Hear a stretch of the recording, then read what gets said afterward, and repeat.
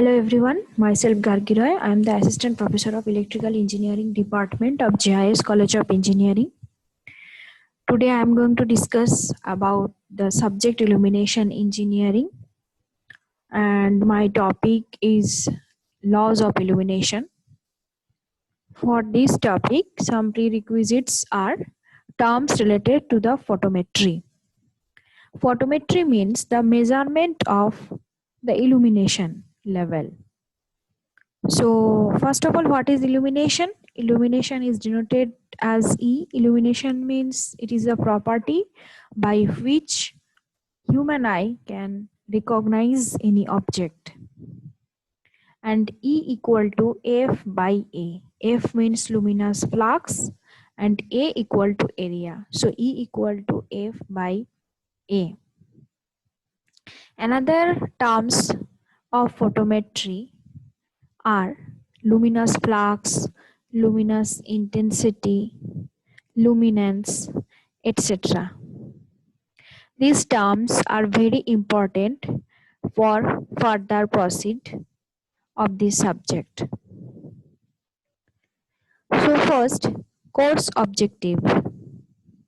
Already in my previous video, I have discussed the course objective and course outcomes. But again, I am repeating it. Course objective: to provide an introduction to the fundamentals of illumination engineering and architectural lighting design. To impart lighting fundamentals, measurement and technology and their application in the analysis and design of architectural lighting system. And after that, course outcome. Students will be able to understand the need of good illumination and learning the physics behind various luminous sources, other terms and units. They will be able to identify the criteria for the selection of lamps and lighting systems for an indoor and outdoor space. They can perform calculations on photometric performance of light sources and luminaires for lighting design. They can evaluate different types of lighting designs and application. Now, I am going to course overview. So first is laws of illumination, and after that, concept of polar curve. So first, laws of illumination. That means illumination on a surface depend upon the luminous intensity, distance between the source and surface, and the direction of rays of light. It is governed by following laws. First one is the inverse square law, the Lambert cosine law. So first, the inverse square law. This law states that the illumination at any point on a plane perpendicular to the line joining the point and source is inversely proportional to the square of the distance between the source and plane. So E equal to I by D square, where I is the luminous intensity in a given direction, D is the distance between the source and object, and E is the illumination in lux. So for this figure, we consider I equal to 100 CP. That means candle power. So this is the light source and some objects are present here. So first object is situated from the source 1 meter distance only, and after that second object, third object, fourth object. Gradually their distances are 2 meter, 3 meter, 4 meter. So for first object, E equal to 100 lux. How? Because We consider here I equal to 100 cp. So 100 by 1 square, that means I by d square, that is equal to E. So we get 100 lux. Similarly, for the second object, illumination E equal to 100 by 2 square, that means 25 lux. For third object, E equal to 11 lux, that means 100 by 3 square. And similarly equal to 6 lux for fourth object. How? Because I by d square, that means 100 by 4 square. Okay. Next, the illustration of inverse square law. Suppose a source is present here with luminous intensity I in any direction. From this source, the two distances are taken as the radius as R1 and R2. So area dA1 and dA2 are within the same solid angle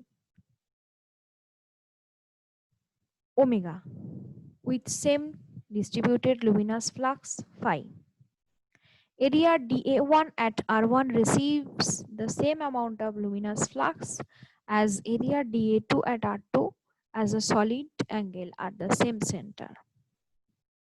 So first, intensity I equal to d phi by d omega is for dA1, and intensity I equal to d phi by d omega is for dA2, because we know that intensity I equal to phi by omega, that means luminous flux by solid angle. Again, solid angle for both elementary surfaces, d omega equal to dA1 by R1 square, that is equal to dA2 by R2 square. This is equation number 1. Now the illuminance at distance R1 and R2, that will be E1 and E2 equal to d phi by dA1 and similarly d phi by dA2. So we know that E equal to f by a or phi by a, because phi or f that are denoted as luminous flux. So here d phi by d1 equal to, we can write it as I into d omega by dA1. Similarly, I into d omega by dA2. So this will be equation number 2 and equation number 3. Now from equation number 1, we get dA2 equal to R2 square by R1 square into dA1, because d omega equal to dA1 by R1 square into dA2 by R2 square. Okay. Next, now in the equation 3, E2 equal to I d omega by dA2. Putting dA2 equal to R2 square by R1 square into dA1, we get E2 equal to I d omega by R2 square by R1 square into dA1. And from this, we will get R1 square by R2 square into E1.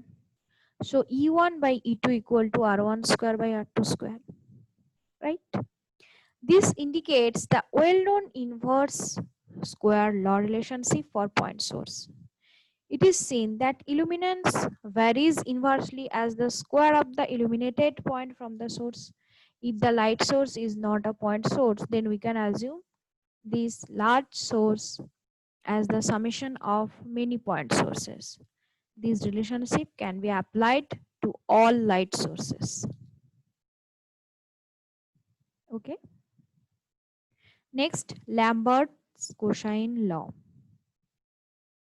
This law states that the illuminance at any point on a plane is proportional to the cosine of the angle of light incident. Okay. That means the angle between the direction of the incident light and the normal to the plane. So E equal to I theta by d square into cos theta. Now I am going to this picture. Here I theta is the luminous intensity of the source in the direction of illuminated point. Theta is the angle between the normal to the plane containing the illuminated point and the line joining the source to the illuminated point, and d is the distance to the illuminated point. So this is the source. I theta is the luminous intensity. Theta is the angle between normal to plane containing the illuminated point and the line joining the source to the illuminated point, and d is the distance. Next, polar curve. It is very important for finding out the candle power. The polar curve are used to determine the MHCP and MSCP of a lamp. MHCP means mean hemispherical candle power and MSCP means mean spherical candle power. They are also used to determine the actual illumination of a surface by using the candle power in that particular direction as read from the vertical polar curve in illumination calculations. The luminous intensity in all directions can be represented by polar curves. They help to find out the distribution of candle power in all directions. So this is the picture of polar curve. First one is polar curve for horizontal plane and the second one for polar curve for vertical plane.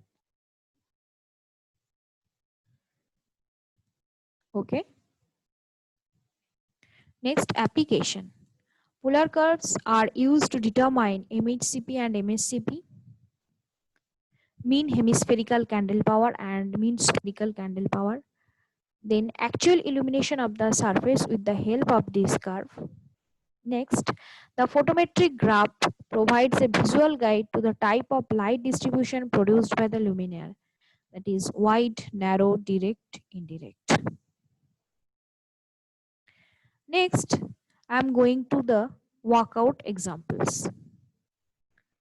First example, the candle power of a lamp is 120. A plane surface is placed at a distance of 2.5 meters from this lamp. Calculate the illumination on the surface when it normal, inclined to 45 degree and parallel to rays. So for first case, normal calculate the illumination on the surface when it normal. So E equal to Cp by d square. That means here Cp is 120 and d equal to 2.5 meter. That means 120 by 2.5 meters. So the result will be 19.2 lux. Next, if the surface is inclined to 45 degree, then E equal to Cp by d square into 45 degree cos 45 degree. So 120 by 2.5 square into cos 45 degree, that is equal to 13.58 lux. And the last one, parallel to rays. So if the surface parallel to rays, then illumination level will be 0. So the rays of light are parallel to the surface, so they cannot illuminate it. That's why the level of illumination equal to 0. Next, question number 2.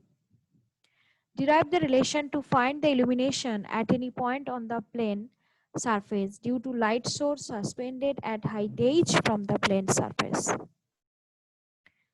So here in this picture, we can see this is S is a point source and P is the point on plane AB where illumination due to light source S of candle power Cp and the height is h from the surface AB. Now the distance d distance is D between the source and the point P. So cos theta equal to H by D, or D equal to H by cos theta. This angle, and this is D. Okay, this is base and this is hypotenuse. So illumination at point P by laws of illumination, the formula will be Cp by d square into cos theta. So Cp by d means here H by cos theta. Already we get that d equal to H by cos theta. So Cp by H by cos theta square into cos theta. That means Cp by H square into cos cube theta. So illumination at any point vertically below the source of light equal to Cp by H square. Hence illumination at any point on a plane is cos cube theta times of illumination at a point just vertically below the light source, where theta is the angle between the normal to the surface at the point and rays of light.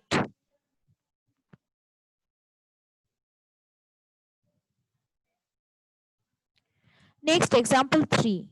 A lamp with reflector is mounted 10 meter above the center of a circular area of 20-meter diameter. If the combination of the lamp and reflector gives a uniform Cp of 800 over the circular area, determine the maximum and minimum illumination produced on the area. So this is the lamp position. Okay, and it is mounted 10 meter above the center of a circular area. So this is the circular area, and 10 meter above the lamp is present. So height h equal to 10 meter, and candle power of the lamp is given as 800 Cp. Height h equal to 10 meter, diameter of the circular area 20 meter. So the maximum illumination will occur directly below the lamp, that means at point A. That will be Cp by h square. So 800 by 10 square, that means 8 lakhs. Next, the minimum illumination will occur at the periphery of the circular area. Suppose the point is B and we have to find the illumination at point B. So that will be Cp by h square into cos cube theta. So Cp means 800 here, h equal to 10 meter. So 800 by 10 square into cos cube theta. We have to find out the cos theta first, then the whole cube of cos theta. So cos theta means 10 by root under 10 square plus 10 square. That is equal to 2.83 lakhs. So the minimum illumination at point B is equal to 2.83 lakhs. So these are the topics for today. Now the references, some books name and web links are present here. I think all of you are watching it. Thank you for your kind cooperation. Okay. Thank you.